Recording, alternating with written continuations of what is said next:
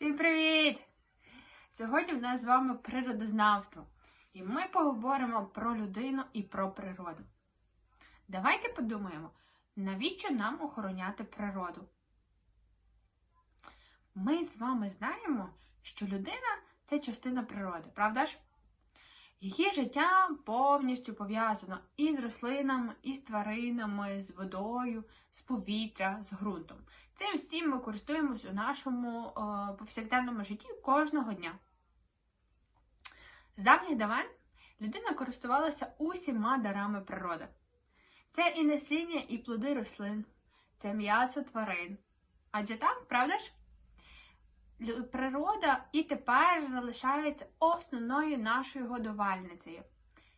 Ми не можемо уявити свого життя, харчування без хліба, без овочів, без фруктів, без молочних, без м'ясних продуктів. Правда ж? Це ми все їмо практично кожного дня. І ми дуже любимо це все, що дає нам природа. З рослинної і тваринної сировини, тобто продукції, людина може і виготовляє різноманітний одяг. Наприклад, давайте подумаємо, який саме. Ми знаємо, що з льону і бавовни роблять тканини, з яких потім шиють нам дуже класний одяг. Із хутра тварин шиють верхній одяг, а з шкіри тварин верхній одяг і взуття. У надрах землі, тобто під землею, видобувають різноманітні мінерали. Залізо, нафту, вугілля, природний газ і багато-багато інших, які ми з вами, люди, використовуємо у нашому кожному дні. Ці всі природні корисні копалини, мінерали, використовують для різних машин, для різноманітного обладнання.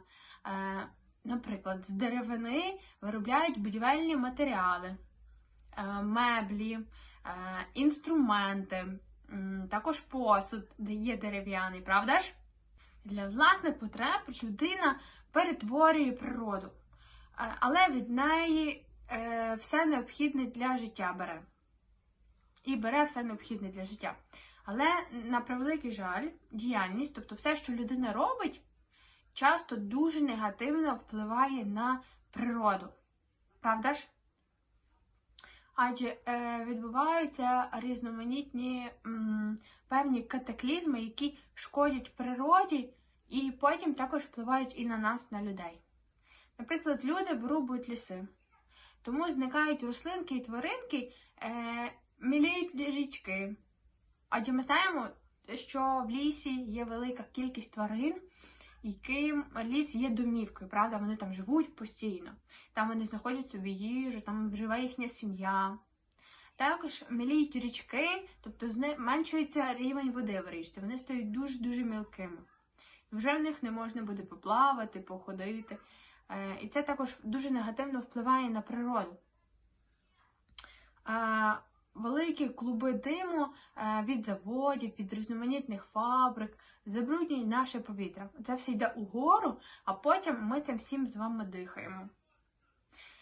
Велика кількість шкідливих речовин йде у стічні води. Тобто від тих самих заводів і фабрик, коли вони зливають усі свої... Вони в своєму підприємстві використовують воду, а потім вона перемішується з різними хімічними речовинами, і це все потім стікає у воду. І від цього дуже велика кількість гине живої природи, яка живе у річках. А саме велика кількість риб, велика кількість водоростей та багато-багато інших морських жителів. Дуже важливо берегти природу, адже коли страждають рослинки і тваринки, хворіють і страждає людина.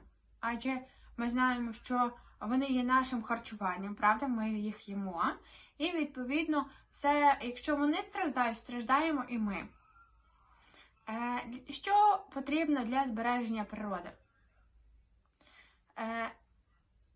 Для збереження природи, фабрики і заводи необхідно переоблаштувати так, щоб вони не забруднювали ні повітря, ні воду, ні ґрунт. Правда ж?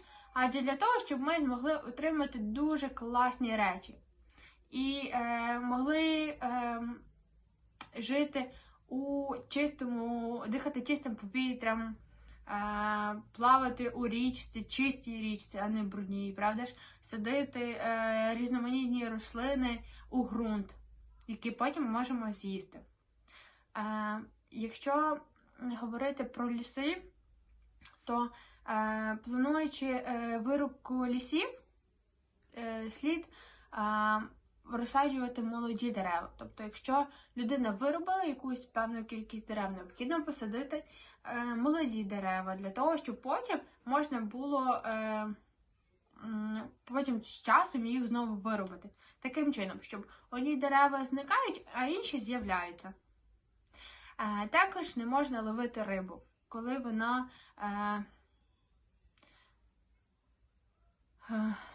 несеться. В лісі треба дуже обережно поводитись з вогнем, для того, щоб уникнути лісової пожежі. Правда ж? Адже оскільки влітку велика кількість людей йде на пікніки, просто виїжджає на природу, і підпалюючи вогонь, вони можуть завдати значних шкод природі. Є спеціальні місця, на яких можна палити вогнище. І лише там, щоб цей вогонь не розповсюдився на великій території. І потім після себе необхідно обов'язково загасити цей вогонь. Людина має жити так, щоб не шкодити природі, а навпаки, їй допомагати. А тепер давайте розглянемо малюнок.